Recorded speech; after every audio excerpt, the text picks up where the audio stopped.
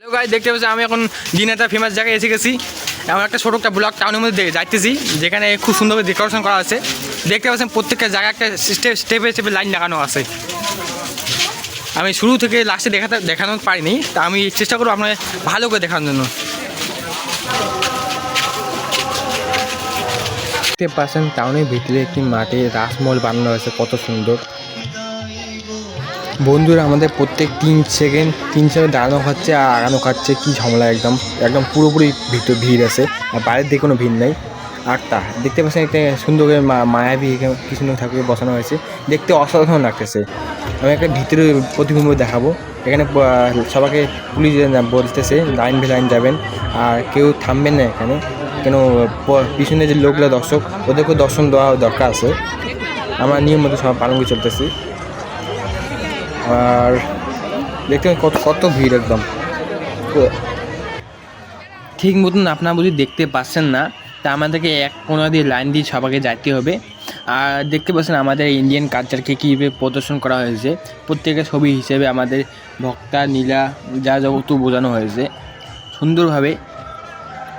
যখন ডাইরেক্ট মা দুর্গার কাছে যেয়ে দেখাবো আপনার ফটো কীরকম সাজানো হয়েছে এখানে।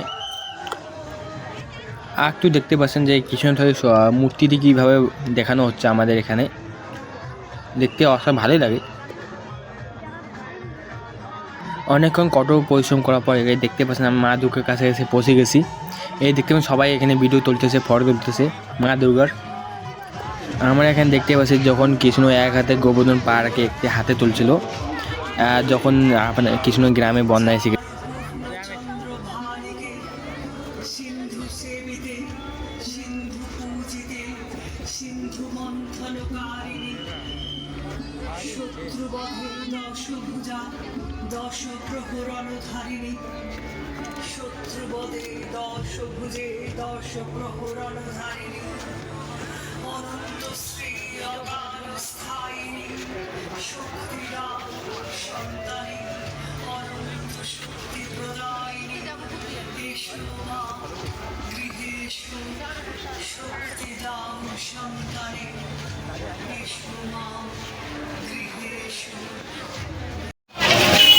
এখানে এসে জিনিস দেখাবো। আমি কাছে নিয়ে গিয়ে কানখানা ভূতে পুরোপুরি ভয় খেয়ে গেছে, কি এর বলি, ও কেঁদে বলছে।